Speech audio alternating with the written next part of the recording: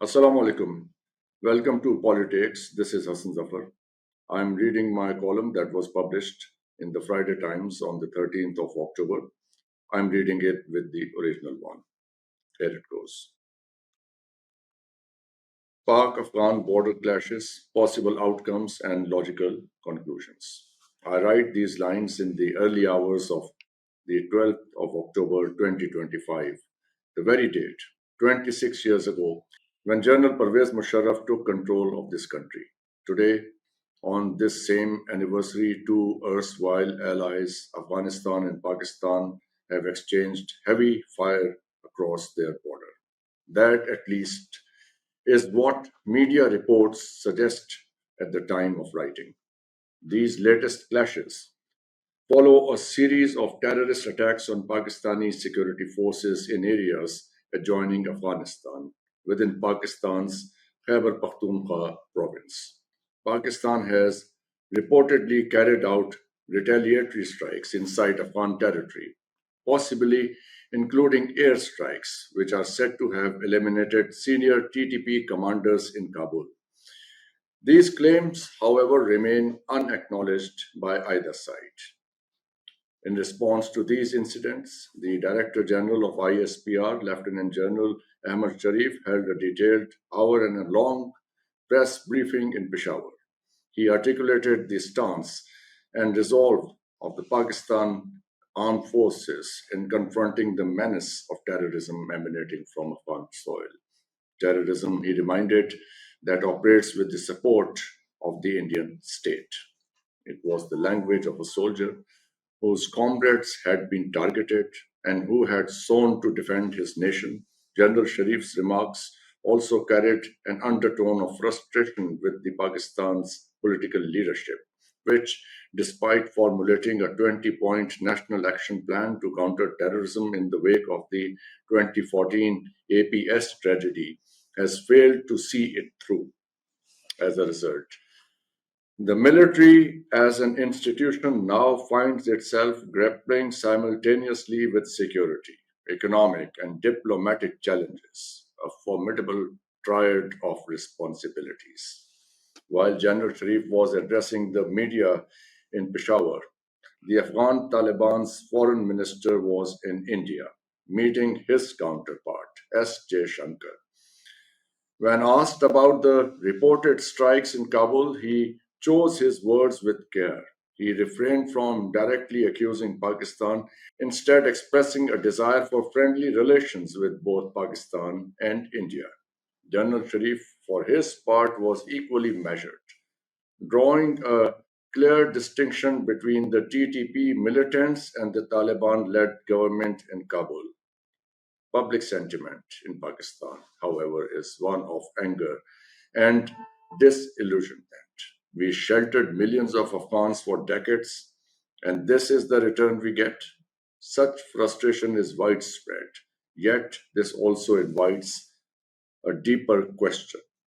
How did we reach this point? The historical dimension must be left for another occasion. For now, we turn to the future. What are Pakistan's long term interests in Afghanistan? What implications do these developments hold for our iron brother China, for our neighbor and partner Iran, and ultimately, what do they mean for us? Afghanistan is a country with which Pakistan's western regions share deep cultural and historical ties. Its stability and security are vital to Pakistan's economic and strategic future. From projects such as the Tajikistan Afghanistan Pakistan gas pipeline to potential rail and road links providing access to Central Asia. These ambitions cannot materialize without a stable and cooperative Afghanistan. The Afghans, of course, understand this and use that understanding as leverage in pursuit of their political and strategic objectives. What then is Pakistan's counter leverage? A clue lies in Amir Khan Muttaqi's recent statement from Indian soil when he hinted at the prospect of transit trade through the Wagah border. Should such an arrangement materialize, it would provide Pakistan with a valuable bargaining tool, ensuring that in return Afghanistan guarantees Pakistan's security and facilitates its connectivity to Central Asia and the broader Eurasian bloc discussed by Russian President Vladimir Putin at the Shanghai Cooperation Organization summit last September. Shall India agree to this proposal in such a hostile atmosphere following the May clashes? Perhaps it would be wiser to let the Afghans manage that aspect, since it's their desire. On the other hand, an expanded Indian presence in Afghanistan would be viewed with deep unease not only in Islamabad but also in Beijing and Tehran. For Pakistan, increased Indian involvement in Afghanistan is far from welcome, and for obvious reasons.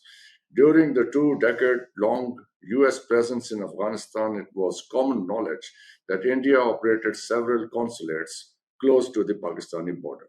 These served the dual purpose of advancing US and Indian objectives to destabilize Khyber Pakhtunkhwa and Balochistan and thereby impede progress on the CPAC projects, with the ultimate aim of undermining them. China and Pakistan's collective resolve resisted this threat, but the effects were nonetheless felt. Similarly, a renewed Indian activity in Afghanistan would make China uncomfortable for several reasons, given their mutual relationship dynamics. Firstly, the Chinese have invested substantially in Afghanistan. Secondly, the US President Donald Trump openly expressed his intention to regain access to the Bagram Air Base, situated only a few hundred kilometers from Chinese nuclear facilities. Though Indo US relations may appear strained at present, a future reset could provide Washington a pathway to Bagram through an Indian foothold in Afghanistan. Talks of Pakistan doing it for the US could be just a short term distraction from the real plan. The Iranians, too, are unlikely to be at ease for similar reasons. The India Israel nexus is no secret, and who better than the Iranians, along with the Qataris, of course, to understand how that alignment manifested in their conflict with Israel last June? One would have to be extraordinarily naive to believe that Afghans are unaware of these regional undercurrents. Given these outcomes and potential scenarios, it is difficult not to conclude that the Afghan leadership is consciously cultivating leverage, positioning itself to negotiate with its neighbors on its own terms. In the long run, however, they also recognize the perils of granting India an excessively deep or widespread foothold, knowing that New Delhi's loyalty to Israel is unquestionable and its future beyond the orbit of American influence unimaginable. It is not too hard to conclude what it could mean for Afghanistan itself. Thank you very much for watching.